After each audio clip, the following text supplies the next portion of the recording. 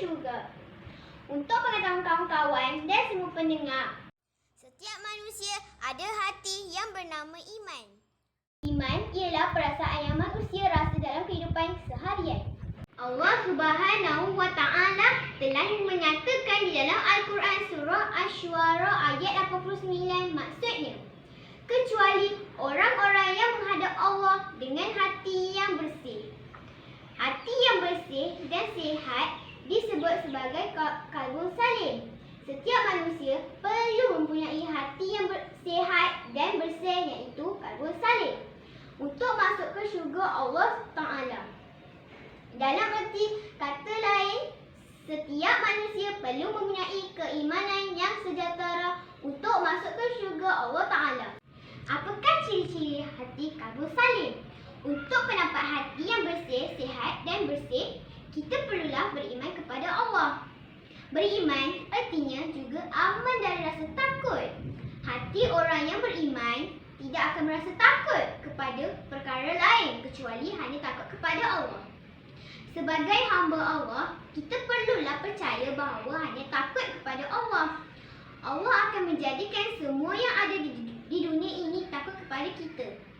Untuk mendapatkan qalbun salim ini, kita juga perlu melakukan perkara yang Allah memerintah dan menjauhi perkara yang Allah larang.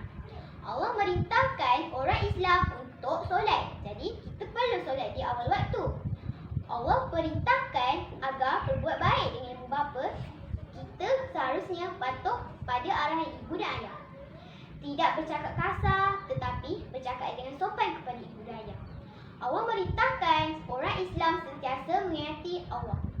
Jadi, kita perlu banyak mengaji Al-Quran kerana di dalam Al-Quran itu merupakan kata-kata Allah, panduan dari Allah untuk hamba-hambanya. Semua peraturan dan penyelesaian masalah di dalam hidup manusia, Allah sudah sediakan di dalam Al-Quran.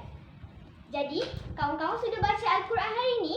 Jika belum, bolehlah kita mengaji dan membaca tafsiran dari Al-Quran supaya kita mendapat tunjuk.